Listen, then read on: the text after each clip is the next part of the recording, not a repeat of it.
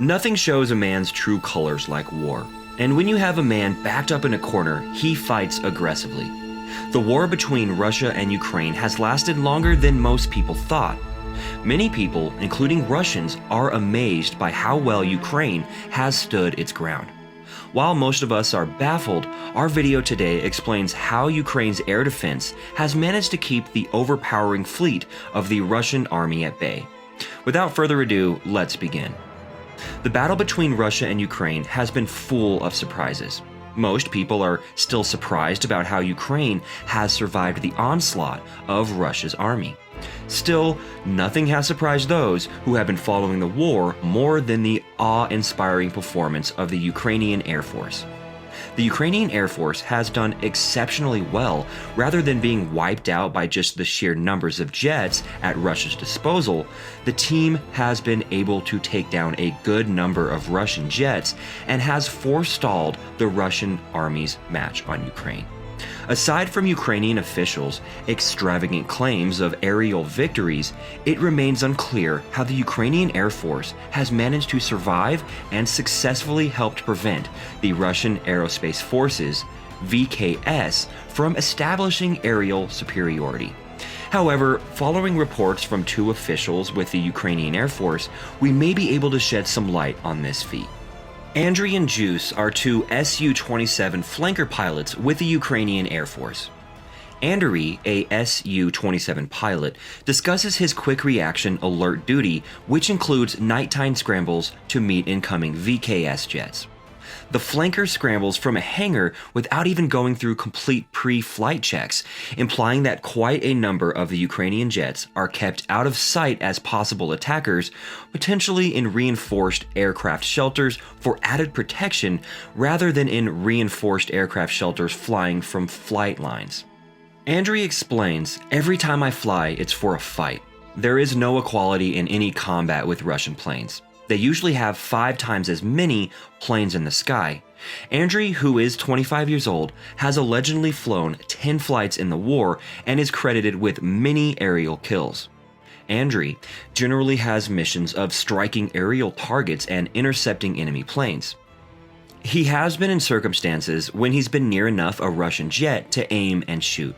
"I could already detect it, but I was waiting for my missile to lock on while receiving word from the ground that a missile had already been fired at me. I am delighted that this plane will no longer bomb my quiet communities," he stated after shooting down a Russian jet. And, as we've seen in practice, Russian planes do just that. Andriy has escaped many confrontations with Russian fighters by doing evasive maneuvers to avoid the approaching missile. However, he most likely used his jet's self-protection capabilities as well. A radar warning receiver warns the pilot of radio frequency threats and chaff and flare cartridges that spoof oncoming missiles. "I simply have to use my abilities to win," Andriy explained. "My abilities are superior to those of the Russians. However, many of my pals, including those with more experience than me, have already died." While the Su-27 pilots in the scenario depicted are rushing to launch their plane from a hangar, receiving intelligence on the target or targets only once they are airborne, the Ukrainian Air Force's actual remaining operating sites have not been publicly confirmed. Air bases and airports have been heavily bombarded, particularly by Russian missile attacks. The Air Force has responded by using scattered operations to counter this persistent danger. Smaller airstrips in the west of the nation, partially damaged larger runways, or parts of roads might be used as well. Similarly, Ukraine has not confirmed the number of aircraft it still operates. According to David Deptula, the Ukrainian Air Force now possesses roughly 55 operational jets, a retired U.S. Air Force lieutenant general. According to a Pentagon spokesman, the number is 56, or 80% of the pre-war strength. Regardless, the Ministry of Defense of the United Kingdom believes that the Ukrainian Air Force and Air Defense Forces continue to effectively defend Ukrainian airspace, and that Russia has failed to gain control of the air and is largely relying on standoff weapons launched from a relative safety of Russian airspace to strike targets within Ukraine. Even if the adversary does not suffer attrition, the Ukrainian Air Force's operational capabilities will deteriorate as the battle continues, simply because the available aircrafts are being pushed far harder than they would be in peacetime. Moreover, attempts to secure more MiG-29s from NATO stockpiles have been fruitless thus far. Russia has bombed the Lviv State Aircraft Repair Plant, damaging a big hangar and causing significant damage to a facility that handles substantial MiG-29 repair. According to the New York Times, the Ukrainian Air Force performs 5 to 10 flights each day, whereas the VKS flies roughly 200. Other estimates place Russian sortie numbers higher, with one unidentified senior U.S. defense official mentoring 300 in the preceding 24-hour period yesterday. While the number of Ukrainian sorties has increased in recent months, the totals still show the campaign's reliance on ground-based air defenses. The Ukrainian Air Force benefits from the country's aforementioned ground-based air defense systems, which can create a protective umbrella that threatens VKS aircraft over the majority of Ukraine. At the same time, and perhaps more importantly, cooperation between Ukrainian fighters and mobile surface-to-air missile systems appears to have been largely successful. However, it wouldn't be surprising if at least some Ukrainian Air Force jets were shot down by friendly fire in what is a dense air defense environment. The Ukrainians are also demonstrating ingenuity in the air war.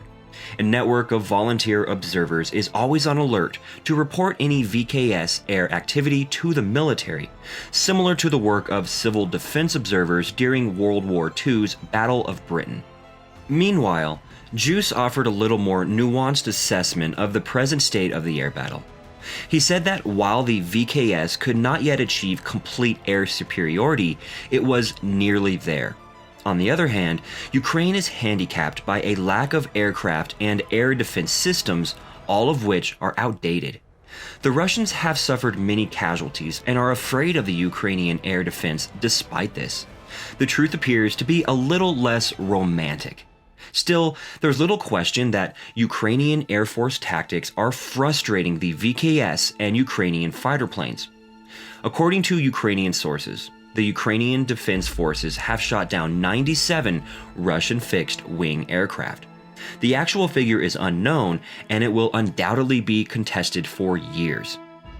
While Ukraine continues to receive shoulder-fired surface-to-air missile systems from the US and other allies, they are now aggressively seeking to transfer more sophisticated but familiar SAM systems to Ukraine, with covert attempts to assist them with more aerial assets. However, prospects of sending fighters appears to have stopped, at least publicly, as the Pentagon announced that it would not accept the proposed transfer of Polish MiG-29s for a variety of reasons. Fears that it might prompt strong retribution from Russia were among them. With that in mind, Andriy, Juice, and their Air Force comrades will confront a growing dilemma as the battle drags on and serviceability dwindles. Suppose Ukraine continues to deny Russia the opportunity to gain full air supremacy. In that case, it appears that ground-based systems will have to bear the brunt of the effort. How long do you think Ukraine's air defense can hold back the VKS and Russia's forces? Comment below.